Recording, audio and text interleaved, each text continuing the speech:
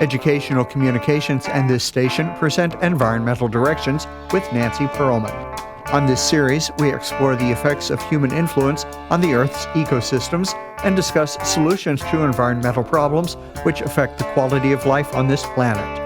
Environmental Directions gives you the kind of information you need to help you participate in decisions impacting your community, the nation, and the world.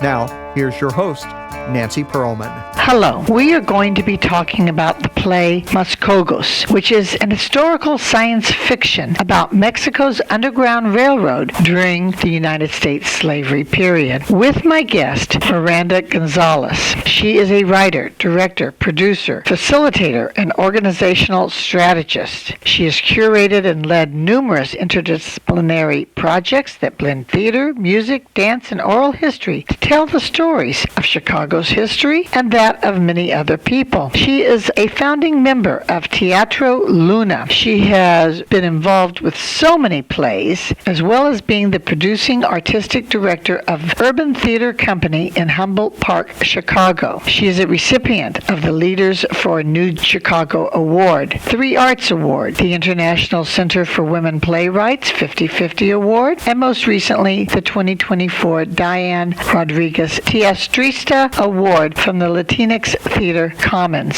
She is also a collective member of the Culture Change Lab and serves on the National Latinx Theater Initiative Steering Committee. Welcome. It's a pleasure to have you with us. Thank you. I recently saw this incredible play. The actors were so energetic and presented the story that most Americans have never heard about, and that is how some of the descendants of Black Seminoles escaped slavery in Florida and Georgia and settled in northern Mexico. We think of the Underground Railroad as the slaves going north to the non-slave states, but not to the south. Can you explain what happened and where and why they settled in northern Mexico? Sure. When I was always questioned that part of history, being that the southern states were so close to Mexico at the time. So as an adult and doing this research, finding out that it was true, that a lot of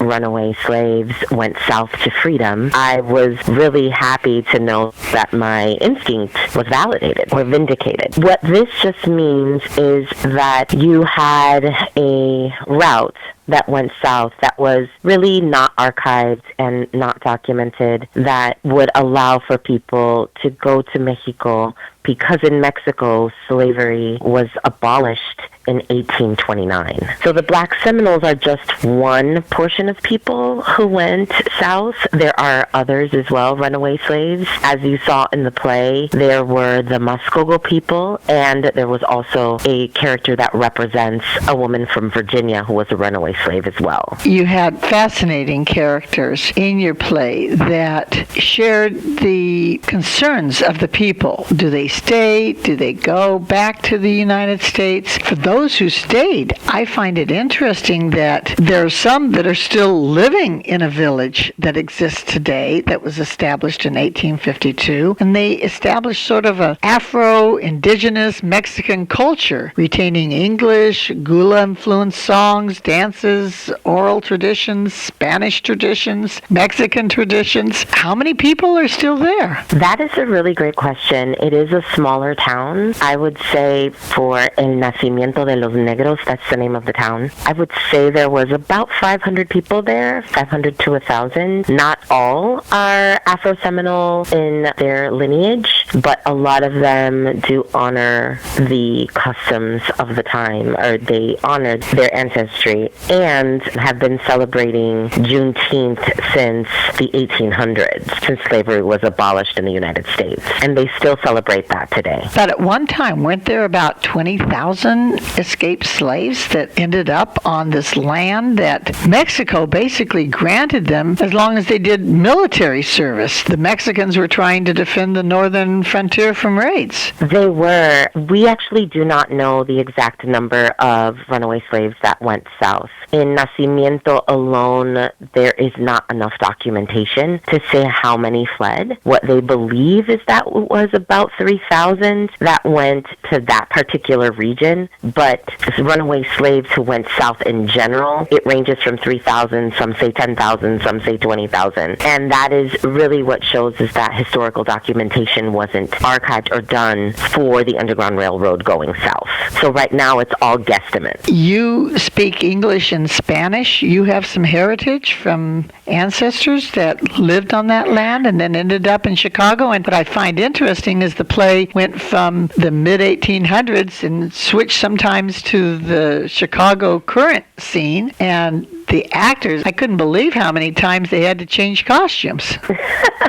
Yes. My grandmother was born in Musgis, Coahuila. My heritage is Mexican on my mother's side. And on my father's side, it is African-American. And my family on my father's side lives on the west side of Chicago. So what do you call yourself? Blaxican. That's a new word. Yes. This land, isn't it in the desert? Were they able to make a living with agriculture or ranching or survive in any easy way? They were able to really till the land and create recipes that did a lot of roasting underground and corn recipes. It's the northern part of Mexico. It is a desert. What this play is really trying to talk about is the fact that the land that was granted to them was not very well in infrastructure. So the government did not give them good infrastructure, and a lot of the African-American Seminoles ended up going back north because of the fact that the land was not necessarily granted to them in the way or given over to them in a way that it was prosperous. So the town is still around till this day, and till this day there are not many paved roads. It's dirt roads. The houses are very small. The irrigation is very poor, and the town is really suffering from having access to water, to plumbing in the way that the larger cities do. They did the best with what they had, and they celebrated their heritage and their culture as best as they could during that time. They have also asked the government for recognition. So I believe their indigenous recognition just happened within the last 5 years. Prior to that, they were not recognized as an indigenous land or as a historical land. Explain the name of your play, Mascogos, Mascogos. Where does that word come from? That word actually came from, I like to explain to people that usually names are given to us. So the Afro-Seminole people who fled to Musgis, Coahuila, when other people were there, they believed them to be with the Muscogee tribe. So they would call them Muscogee, and the term Mascogo came from that word. So Mascogos are the Afro-Seminole people who settled in Musgis, Coahuila, El Nacimiento de los Negros, or the birth of the blacks. That's the name of the town translated. They settled in the Musgis, Coahuila municipality. El Nacimiento de los Negros is the town that still exists today, which is the birth of the blacks.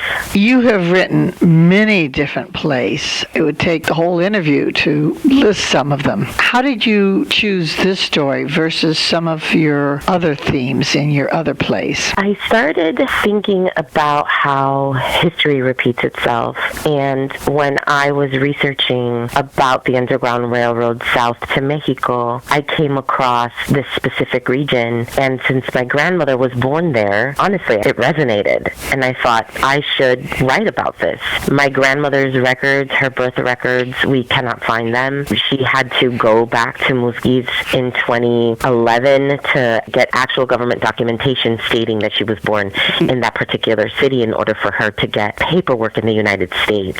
And when I started researching this particular theme, I noticed that a lot of people went to Musgis, Coahuila, well, Monterrey first, which is a larger city next door, to claim that they were seeking refuge in northern Mexico. They had to declare themselves. I thought about my grandmother having to declare herself back in the early 2000s and her having to say, I was born here, and thinking about how easy it is for history to be erased.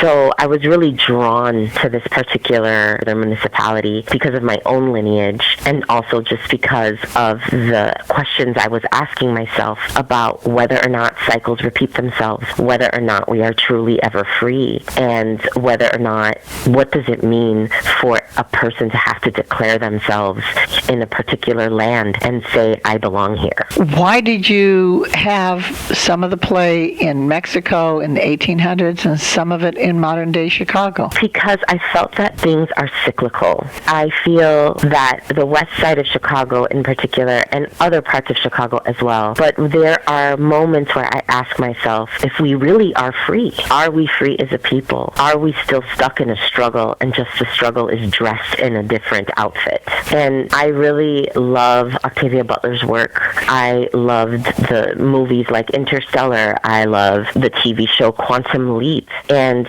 I've been really drawn to science fiction since I was a child. And I just thought really about what it means to be in a parallel world, and are those worlds any different from each other? Even though language may look different, clothing may be different, but are we really freer than we were back in the 1800s? You certainly bring history to the fore, and it is important for us to not forget history, but this is some history that most people never heard about. Do you believe that through theater, through a play, you can present history in a more entertaining way so that people can be moved by the stories? Because I certainly was moved by the characters, how they felt, how they were reacting, what they wanted to do. Yeah, I really thought about human relationships. I think when we think of history, we look at it as something that is observed or discussed with as an observer. And I did not want to create an expositional play that would explain history to someone that they could just Google. And I thought about how to create resonance with my audience. The way that I liked to lay out this story was through love and relationship to each other, right? So at the core of this for me is love. There are 4 people who love each other. There are 4 people who are also influenced and dealing with the environmental aspects of their lives. And how is it that they support each other through it? And how is it that they continue to love even though each person may want different things for themselves? So it was very important for me to think about the human relationship and the connectivity that they had to one another, so that way the audience can feel connected to people, and then later on they can Google the history. But the historical aspect of it is embedded within the environmental discussions that they have. I was very moved by your play, well written, well performed, beautifully done. I encourage everybody to go see it. It'll be showing until November 9th. Where is it playing? It is playing at the Los Angeles Theater Center at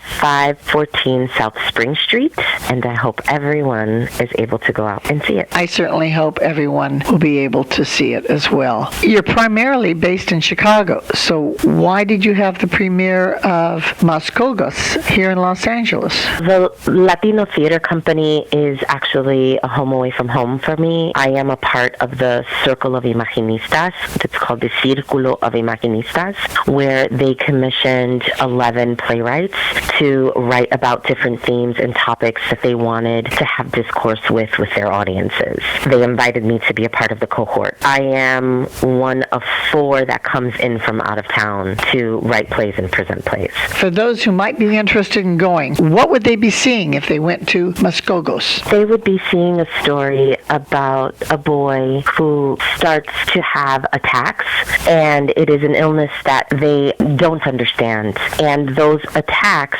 push him into the future and bring him back to the past. The story asks whether or not Jamari is free. Going to a live play is so impactful. You're right there, a few feet away from the actors, and the energy is so much different than watching something on the film. But yet, little theater doesn't get the same kind of audience that movies do. Do you think that a play like yours should be made into a movie so that more people would see it? I would love that. I think that reach is a very important thing, and I think that impact only happens when you're able to bring awareness to a subject. Thank you so very much for presenting this important information in a most entertaining way, moving way. Thank you for being my guest. Thank you so much, Nancy. I really appreciate it. I have been speaking with Miranda Gonzalez, a writer, director, producer, facilitator, organizational strategist, playwright. I'm Nancy Pearlman. Thank you very much for joining us, and do tune in again next week. If you would like free information about these environmental issues, go to www.ecoprojects.org or call 310-559-9160. Environmental Directions with your host, Nancy Pearlman, is a community affairs program of the nonprofit organization Educational Communications and this station.